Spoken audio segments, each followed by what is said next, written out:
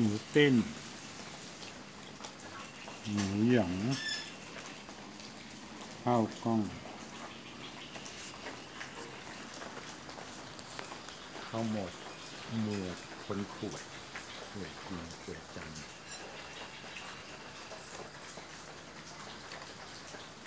อันนี้อยู่บ้านแม่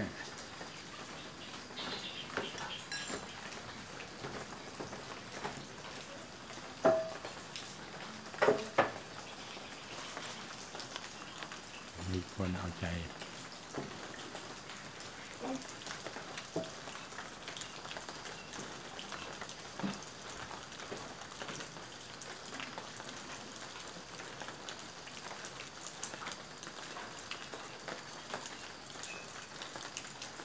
ฝนตก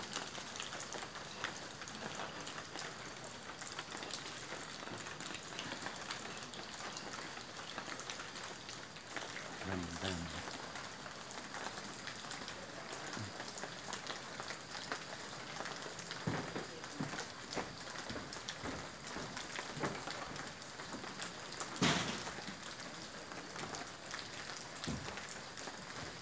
หน้าที่แห่งนี้ถิ่นที่เราเติบโตมา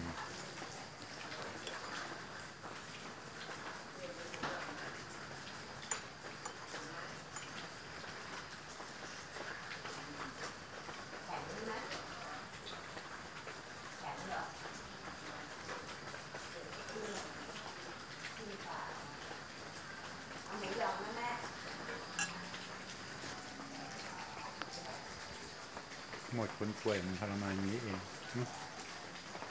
อยากกินส้มตำตอนเที่ยงพากินหอยทอดเจ้าเก่า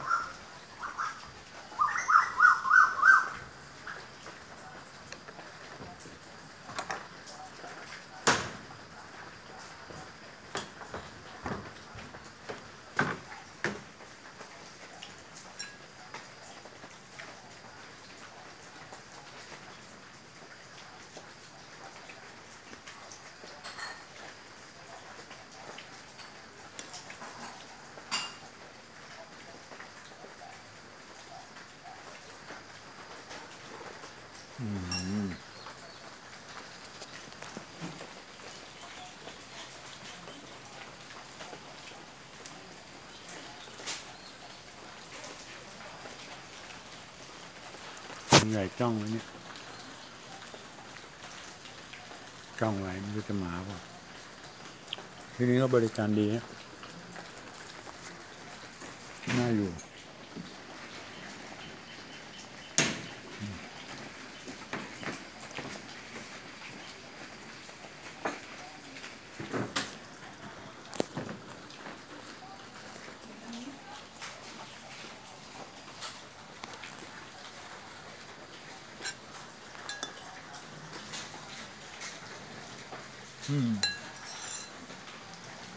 อร่อย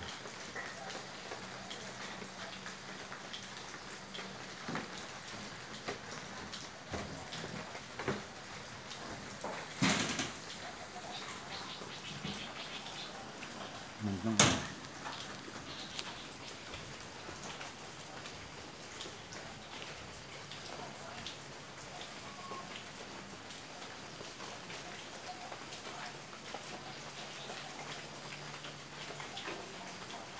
ไม่อะไรก็ต้องอร่อยนะไม่อร่อยไม่ได้กินนะ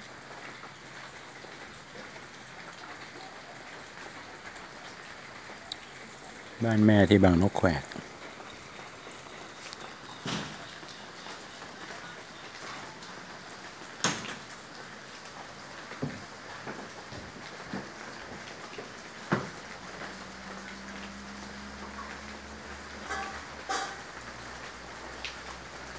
คนเริ่มหนา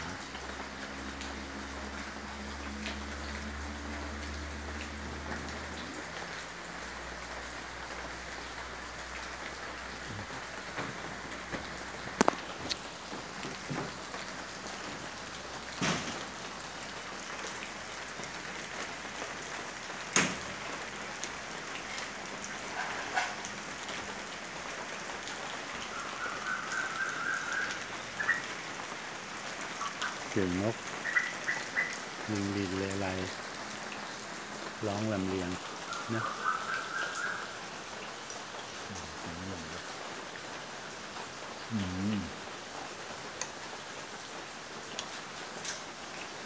กินข้าวแต่ละคำกลางคืน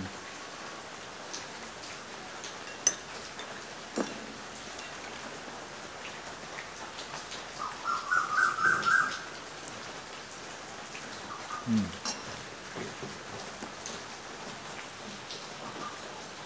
้ำคืน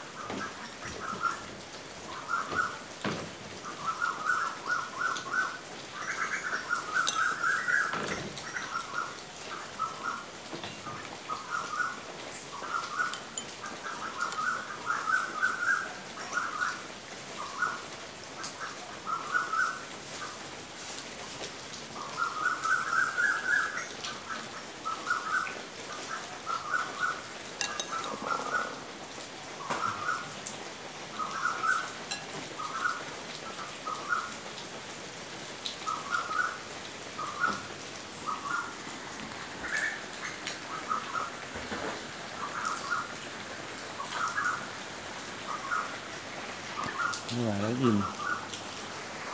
ไอ้กระแสมาหัวเล่นชี้ไทยเล่นกระตุ้น